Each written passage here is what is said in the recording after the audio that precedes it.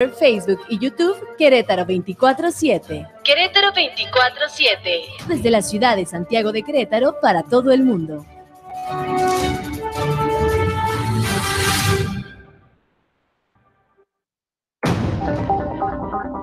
La entrevista. Querétaro 24/7.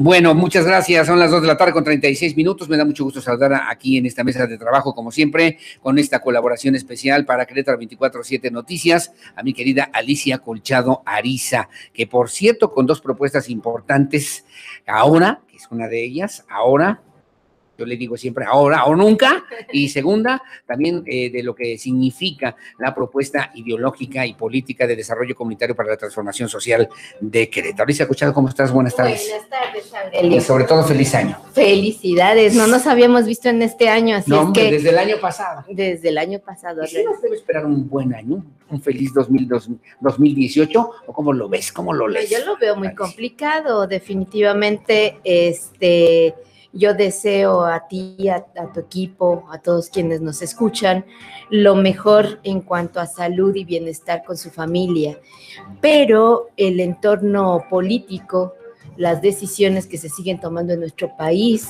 hablan de precisamente un quehacer político sin ética, carente de esos valores que le darían rumbo a esta nación, y entonces, bueno, no lo veo nada fácil. Nada sencillo, nada, por lo menos, y no debemos ser pesimistas, ojalá que fuera de manera distinta, ojalá que no sé, yo diga, ojalá me equivoque, querida Alicia Colchado, pero la mera neta, la mera realidad, así como están las cosas, además de la perspectiva económica, 2017 fue el año con la peor inflación en los últimos 17 años de la historia nacional. La cancelación del Tratado de Libre Comercio de parte del gobierno norteamericano nos pone en un dilema muy delicado, muy complicado, sobre todo para las generaciones que están buscando un empleo, que están terminando la universidad, que tienen que salir a ganarse el sustento diario y que, por cierto, van a tener que decidir en este proceso electoral quién queremos que nos gobierne, quiénes, porque hay un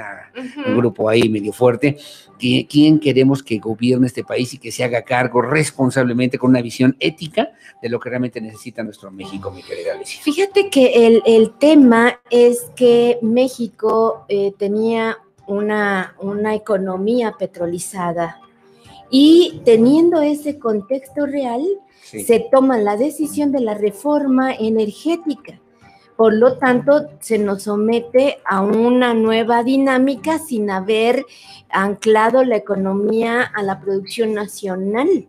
Y entonces esto nos lleva a un caos económico que ya acabas de mencionar, siendo 2017, en donde el índice inflacionario fue el de los más altos en los últimos años, pero que se visualiza que 2018 no se va a quedar atrás. Claro, no va a ser un año fácil. No va a ser año fácil económicamente, pero esto se debe a que en el momento en que nosotros dependíamos en un altísimo porcentaje de la venta del petróleo y que de ello podía tenerse una economía más o menos estable, ahora resulta que con la modificación a la ley, permitiéndose que empresas extranjeras incursionen en lo del petróleo mexicano, pues nuestra economía queda a la deriva. Es delicadísimo, me parece que es muy delicado, y las reformas estructurales han sido parte de esta toma de decisiones de quienes no se ponen en los zapatos de las mayorías y que le dan respuesta a unos cuantos.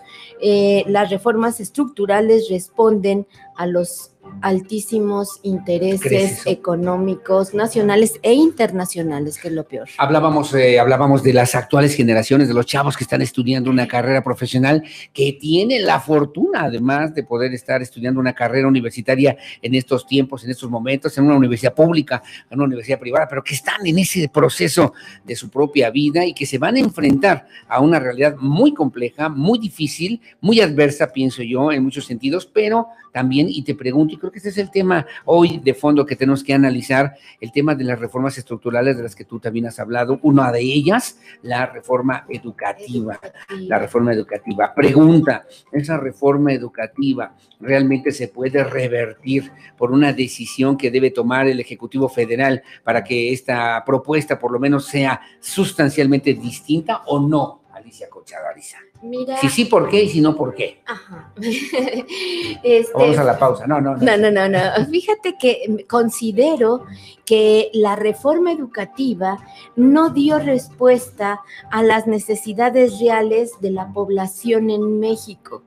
Esta reforma educativa se viene planeando desde muchísimo tiempo atrás y es Peña, a través del Pacto por México, Ajá. que puede concretar esta reforma educativa.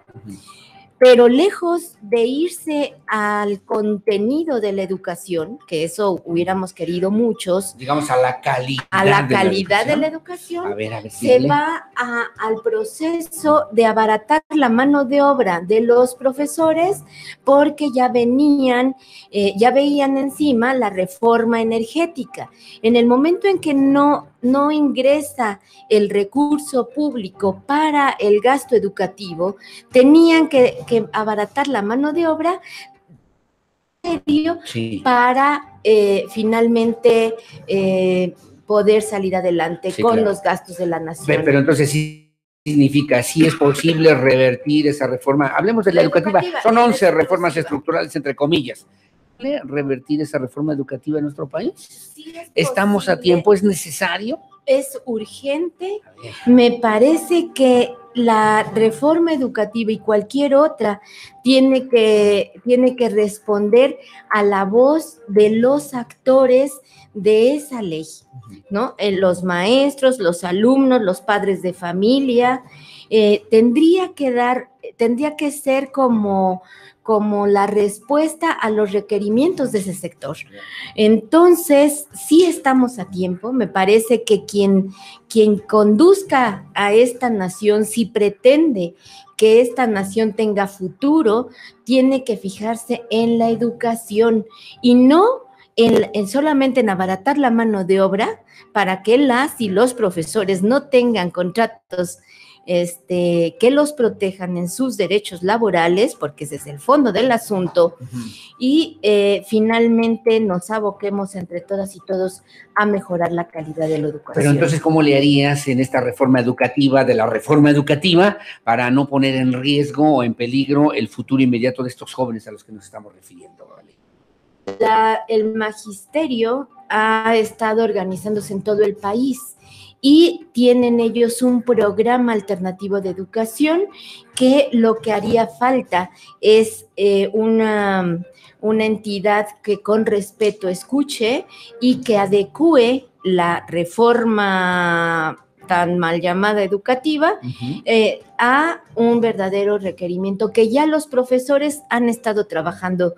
Es muy importante dejar en estos micrófonos que se vale quejarse, pero es fundamental quejarse y trabajar, dar alternativas, y los maestros han estado trabajando por una propuesta alternativa de educación que le dé viabilidad a esta nación. ¿Y cuál sería la diferencia entre esa propuesta y la que hoy conocemos, por ejemplo? La diferencia es que los maestros la propuesta es que se abocan al contenido educativo y protegen a los profesores que han demostrado su calidad también en esa labor para un mejor servicio para todas y todos. Si te das cuenta, por ejemplo, Finlandia, que es uno de los avanzadísimos en educación, temas, especialmente en educación, lo que hacen es que el profesor es de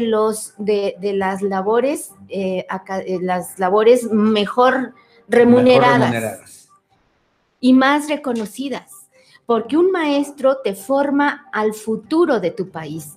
y por lo tanto los maestros tienen todo a su mano para salarios dignos, preparación suficiente, maestros mínimo 2 profesores por grupo, tienen grupos máximos de 15 alumnos, la educación es pública, laica y gratuita hasta la universidad, etcétera, porque son países que se visualizan en un futuro, Aurelio.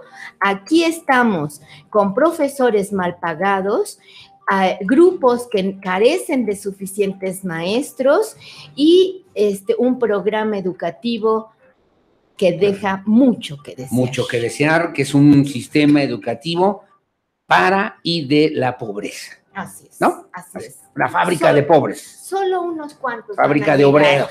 A tener un poco más de educación para que las mayorías sean simplemente obreros en silencio, ni siquiera con masa crítica para poder exigir lo que por derecho corresponde. Alicia Colchado, Alicia, vamos a tu comentario sobre entonces este tema de la reforma educativa. Este comentario es porque el día de ayer Otto Granados, el secretario de Educación, quien está en lugar de... el flamante, iluminadísimo Aurelio Nuño. Aurelio Nuño, el que no sabe leer. El de leer. Declaró: quiero insistir muchísimo, toda reforma educativa toma su tiempo, sobre todo si es una reforma sistémica y estructural, quiere decir que su reversión, su interrupción sería un grave daño, no para la reforma, sino para los niños de México. Nosotros tenemos que seguir de manera muy disciplinada ejecutando una reforma educativa que de lejos es la más audaz y la más importante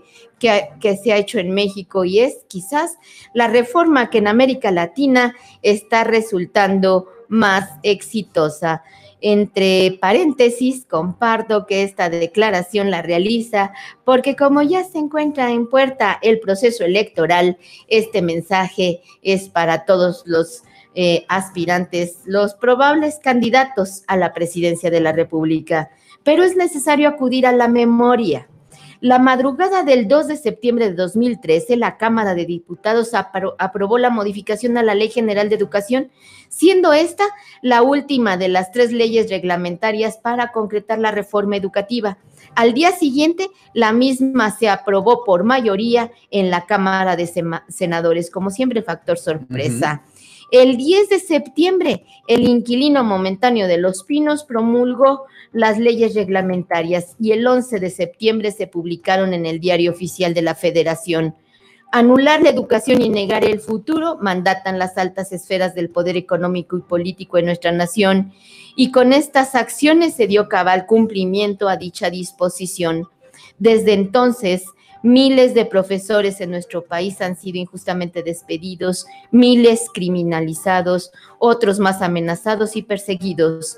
Se impuso así una reforma laboral disfrazada de educativa, que se convirtió en el instrumento para suprimir los derechos laborales de las y los profesores, y con ella se trazó la ruta para la privatización de uno de los derechos fundamentales del ser humano, el acceso a la educación.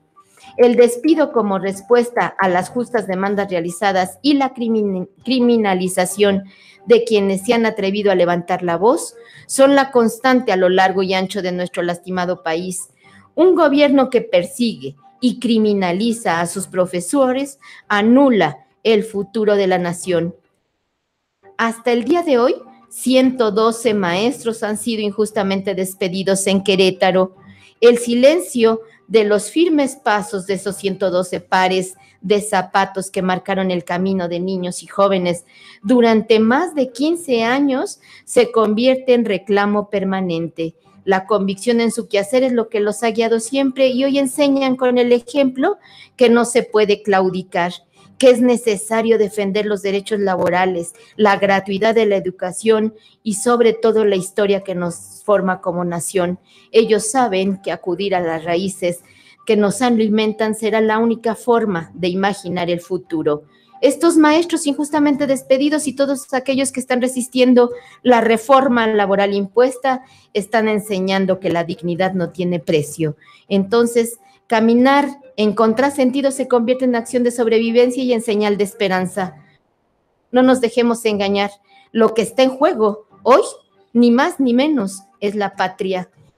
el cinismo y la hipocresía que rigen los pasos de quienes ostentan puestos de decisión, por lo que retomar los valores éticos en el quehacer político se convierte en acción de sobrevivencia. Aspiremos a que la premisa de mandar obedeciendo sea la guía de toda acción colectiva como alternativa ante el futuro incierto en el que nos pretenden condenar. Apostemos al trabajo honesto y comprometido en la porfiada convicción de que merecemos un futuro mejor. A pesar de todo, sigamos mirando las estrellas con los pies bien puestos en la tierra. Bien puestos en la tierra. Me gustó este último párrafo. El cinismo y la hipocresía rigen los pasos de quienes ostentan puestos de decisión, por lo que retomar los valores éticos en el quehacer político se convierte en acción de sobrevivencia y que lo debemos ver de esta manera los ciudadanos que vamos a ejercer nuestro derecho y que tenemos que pasar, digamos, en esta evaluación de conciencia, de valores, de principios, de aspiraciones, incluso a todos y cada uno de los aspirantes de partido y sin partido en un esquema que hoy exige, reclama nuestro Querétaro, reclama nuestros municipios, reclama nuestro Congreso local, pero también reclama nuestro país. No es responsabilidad de los gobiernos, ni de los gobernantes, ni de los que quieren sentarse mecánicamente, automáticamente en las sillas del poder, sino justamente de los ciudadanos. Me hiciste recordar de una frase de Vladimir Ilich Ulyanov Lenin, cuando decía que si los proletarios supieran el poder que tienen, no necesitarían hacer revoluciones. Y lo retoma, por cierto, George Orwell en una de las partes en 1984, en La rebelión en la granja, donde también deja ver que el gran poder de transformación y de cambio lo tenemos justamente los ciudadanos, Alicia Corchado. Perfecto.